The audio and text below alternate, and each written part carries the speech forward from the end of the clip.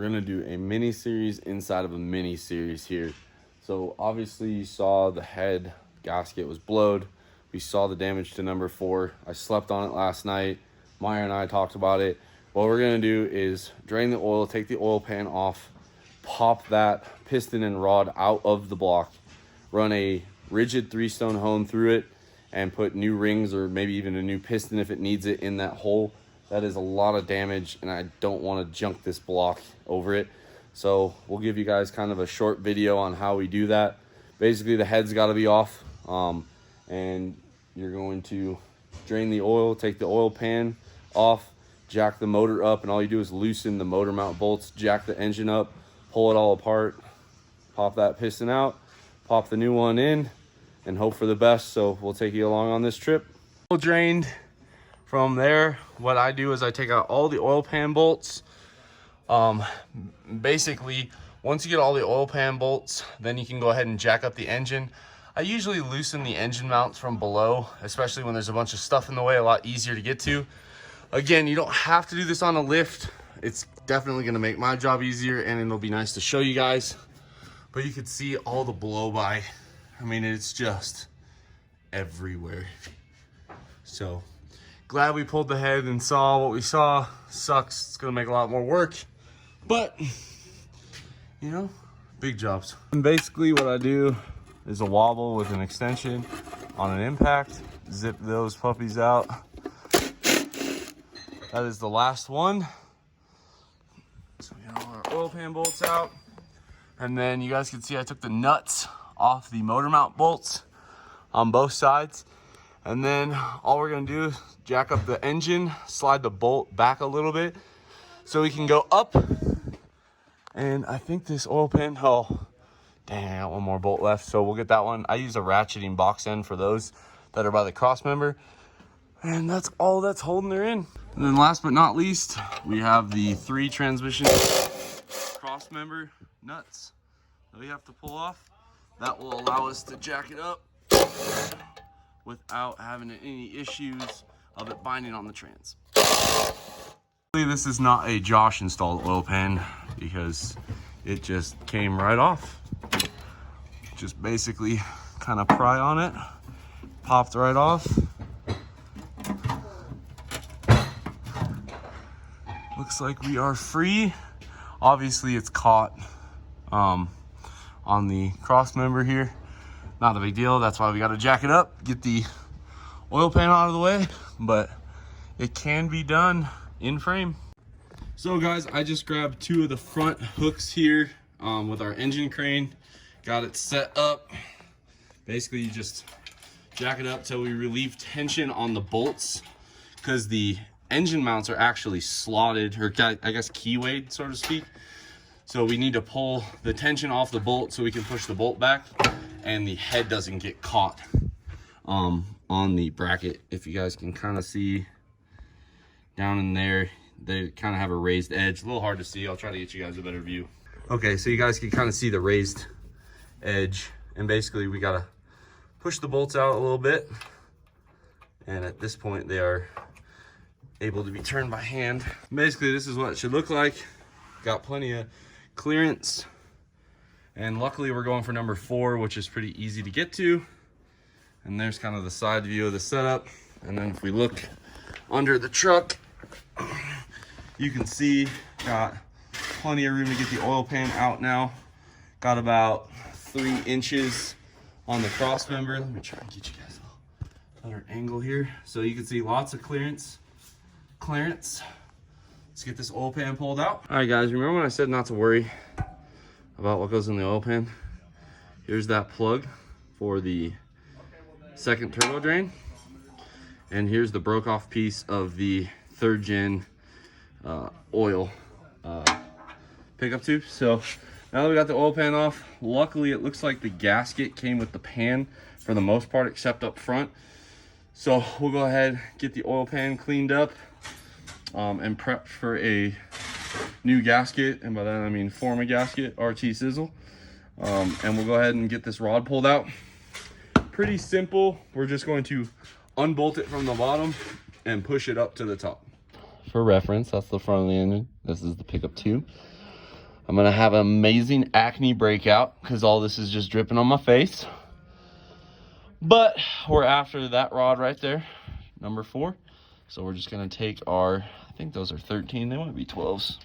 So they're 12s. I'm gonna go get the right socket, and basically what we're gonna do is pull that rod cap off, push that piston and rod combination up, out through the top, so we have a clean bore. Guys, so we popped her out just with a pry bar, pulled her out. Let's have a look and see.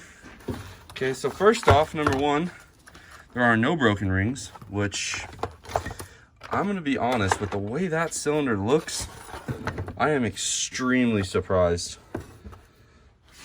Wow, that's crazy. I thought for sure there'd be some damage. Interesting. Well, we'll clean up that hole to give you guys a look and show you what we're up against. But I mean, the gouges in this cylinder wall do not match the piston at all. I mean, it is just smoked. There's our little J-jet down there.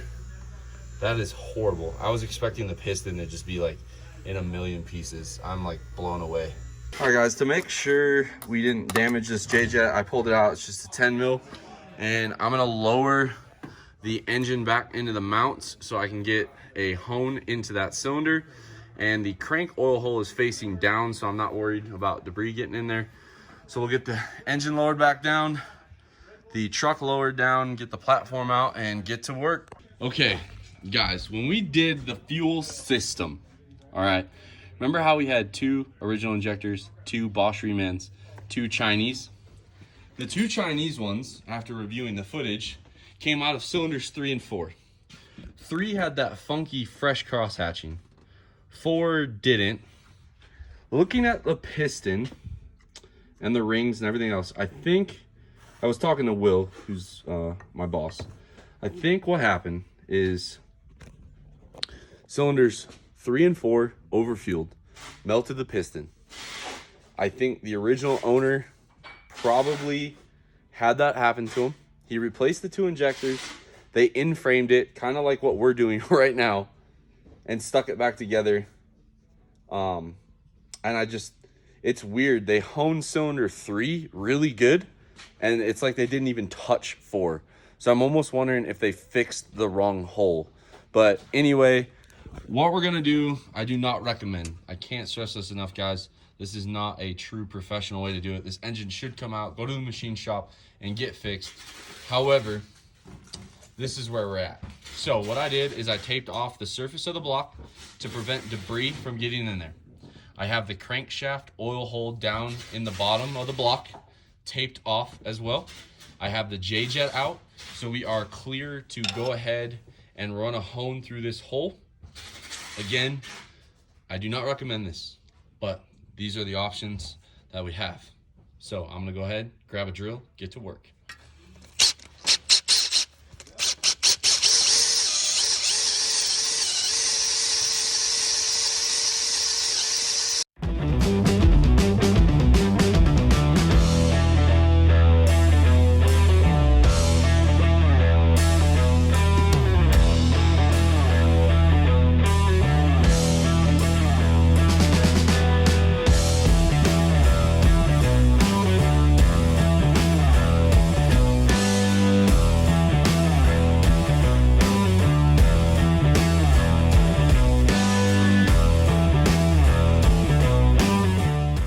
Evaporating. I mean, we got almost everything out of it. That is gonna seal fan freaking tastic. Little scuff down there. This will have to go 20 over to get fixed, but man, I cannot believe how good of a job that tool did. I am saying goodbye to the 3-stone hone and hello to this 2-stone rigid hone. This thing is awesome. Just a little brake clean as lube. I went with the medium grit stones, which is like a 260 or 240 grit. I mean, I nailed that cross hatching too. I'm freaking proud. All right. We went to Instagram for your guys' opinion. Vote is rods. So what we're gonna do is pop all the rods and pistons out of this thing now. And basically probably run the hone through the holes we can just to make sure they have fresh. And then we're gonna put new rings on those pistons. We're gonna put Wagler Street Fighters in this. We'll leave the main bolts alone. We'll put fresh rod bearings in because the Waglers take 12 valve. And then put the stock head back on. So this is kind of be a semi-built, I guess, 5.9. Update, all the rods have made their way out. So far, everything looks good. Crank journals look fine. So we're gonna go ahead and transfer over. I'm gonna try and hone the cylinders that look bad. Using the same method, we'll get that knocked out.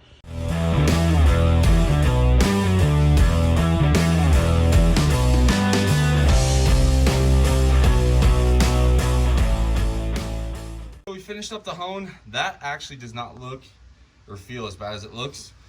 This is going to seal so much better. Now we got the cylinder block prep for a new gasket. Obviously we did that last night. We're gonna go ahead and change the common rail rods out for the Wagler Street Fighters. All right, so here, the Wagler Street Fighters, they give you a nice bob weight card.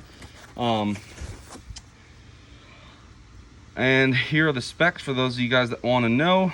Basically all the different weights and dimensions. And then down to the brass tacks. Number one, they include a nice pack of ARP lube for the bolts. And then when we look at these rods, obviously Wagler USA, which is huge. They say Cummins on them. They got a really nice bushing in the top. They have the same L19 half-inch ARPs that torque to 135 foot-pounds. They have the nice machined oil relief to help evacuate it out of the rod bearings. And they have a really awesome interlock, just like their billet rods. Guys, we have put these in so many trucks. Todd's tow truck, the early spring engine in my 05. We put these in Will's junker drag truck. I mean, every time I put them in my buddy's truck, in my tow truck. For the price, you cannot beat these. They are such a good rod. They hold a ton of power. These will be plenty for what we're gonna do. I was saving these for the 6.7 build, but Instagram spoke. So rings filed, we're using 42170, which is a standard bore 5.9 ring. I'm gonna walk back and forth to our ring grinder. I will do a more in-depth when we build the 6.7 engine on this. So I'm just gonna get these filed. I'm gonna do probably 26 thousandths top ring gap, give it room to grow. The second ring, as long as it's bigger than 32, I'll be happy. And then the oil ring, they usually fall in right in spec, which is like, I think 12 to 19 thousandths. Don't quote me on that, but I think we're pretty close. So I'm gonna go ahead and knock that out. Okay, so we have our Waglers laid out. We have our rings gapped. This is that doweling system that Wagler uses. Huge fan, never seen any fretting out of these. Been very happy. I ran these through the parts cleaner. I wire wheeled them, and then I ran them through the parts cleaner. Basically, I wouldn't recommend reusing pistons because this is such a short-lived build. I'm not too nervous. I didn't see anything that really stuck out to me, so I just wire wheeled the skirts, got the carbon off, ran them through the parts cleaner again, make sure they're nice and clean, and then I'll brake clean, blow them out. So we're gonna put the rings on the pistons on the rods, and basically this cutout is for the J-jet. The J-jet's on the oil cooler side. The long side of the rod goes to the oil cooler side, and then if you look really close, you could see it says front right here, so pretty hard to screw it up. And here's our wrist pins. I would normally polish these up again. Some of this is just getting foregoed because realistically this isn't going to be in there for that long. So we'll go ahead and get these assembled. I'll kind of walk you guys through one. And here is your cutout. Long side of the rod refers to the longer side of the rod, obviously. Put a little bit of assembly grease in the wrist pin bores on both sides. And then we'll put a little bit of assembly lube in the small end of the rod here, like so. And then I put a little bit of assembly lube on the pin here. So slide the pin in alongside the rod towards the cutout. And then basically you want to hold the pin stationary, and the rod should be able to rotate on the pin nice and free. We put our pin clip. Now, it might be hard to see on camera, but one of these has a sharper edge and one's rounded. I always put the sharper edge towards the outside. That way it has something to bite on. And then I always put the E-clip where it's at the bottom. They say with vibration, if you put it at the side, it has a propensity to kind of pop out on you. So that is a full assembly put together. We'll put the rings on. That's pretty easy. Oil rings the closest to the pin, then your second ring. Oil ring's the one that's a two-piece. It's got the inner part. The second ring is the darker one, and then generally the shinier chrome ring is going to be your top compression ring. And these are Molly rings, so they have a little, it's easier to see on this one. Basically, they have a little indicator here that says top right there, and put them on. Top is obviously towards the face of the piston.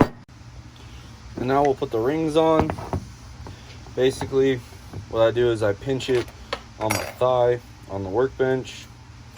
I take the oil control ring and I open it up, the inner part, because they're a three-piece design. And then I put the gap of the outer part of the ring with the inner part of the ring 180 degrees out, so the opening's closest to you guys on the inner wire, and the opening is for the outer ring is closest to me on my side. Then I put the second ring on, again paying attention to which side is top and bottom. Man, we need a new set of ring pliers. Holy man, these are suck. And then the top one, Molly stamps 2 dots if you can't read the thing that says top, and basically the top is this way. And then what I do, I make sure you kind of squeeze the ring, make sure it can spin and it doesn't get caught.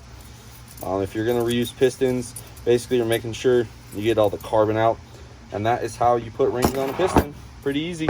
We're using a Molly P bearing, which is an OEM replacement. These are 12 valve for the Wagler rods, and basically I will wipe out the rod end, the rod cap with brake clean to keep it clean, and I'll also spray off the bearing and get these put in. Pretty easy, tang to tang. You can't get it backwards. You can see here, tang, tang. Now, one of the things I wasn't too thrilled with when I pulled this apart was the condition of the factory squirters. There we go. Was the condition of these J-jets. So I went ahead and I'm gonna replace them. Basically, this is really hard to do above your head, but you just fish them in there, and then you get a quality torque wrench and you torque them down. So we got Meyer up top, and he is going to go ahead and tap that rod down, and then my job is going to be to get a screwdriver. Meyer, you got a screwdriver? There's a foot. This one will probably work. My job is to guide the rod cap. So what I do is I grab the outer edge. You go ahead.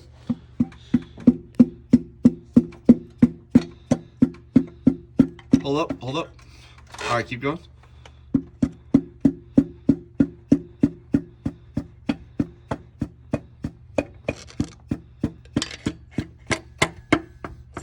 Okay, so Meyer has hit it home, and I would love to tell you guys that we were gonna mic this and all that. Nope, I'm gonna take a little bit of this engine oil here, apply a strip of plastic gauge, and torque the rod cap from down here.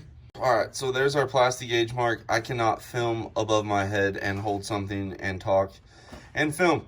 So I measured it off the gauge. We have 2/1000 rod bearing clearance. So we are good to go. I just wanted to check one. I figured we were good, but it's always good to double check. Got our Waglers torqued in. I have the oil pan surface all prepped up. So while I'm under here, Meyer is gonna go ahead and get the engine crane hooked up.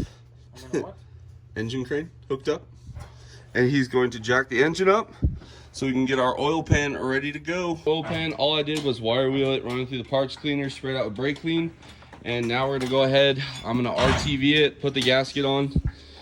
I don't know. Everybody has a different way of doing it. I like doing it this way because I just don't like dealing with the leaks. So I'll get this RTV going and put the gasket on. So we have the oil pump, or oil pan, all gooped up with a gasket ready to go. All right, so again, you can kind of see how we jacked up the engine, slipped it in there, and then all you're gonna do is put all the bolts in, hand tight, and then torque them in. I usually use an impact to run them in, and then I torque them all to 15 foot-pounds, and I try to do a circular motion. So we're gonna go ahead and get them all knocked out. I always go back around because the silicone tends to harden a little bit or squish out. So we went both times around, oil pans in. So we gotta tighten up our transmission bolt. We got our brand used pistons, brand new rings, brand new rods, brand new bearings, our fresh hone, oil pan on, bolts tight. She is just looking fabulous. All right, guys, so this is going to wrap up the in-frame overhaul / piston repair. Remember, this job started out as a head gasket, and it progressed to fixing cylinder number 4, which progressed to fixing all the holes and putting the rods in, which again, you guys voted on. So I personally kind of appreciated it. Made a lot more work for me, but I feel a lot better now with this bottom end, being able to lean on it a lot harder. Again, I do not recommend this. This is not a professional fix. This is the cards we were dealt with the money that I wanted to spend. And I have done this before with, I mean, pretty dang good success. So looking forward to first fire. We're going to go back now to our head gasket series that started this whole thing. Hopefully you guys learned a thing or two, enjoyed the content. And as always, guys, subscribe to continue on this journey. Make sure you like this video and leave a comment. Until the next one.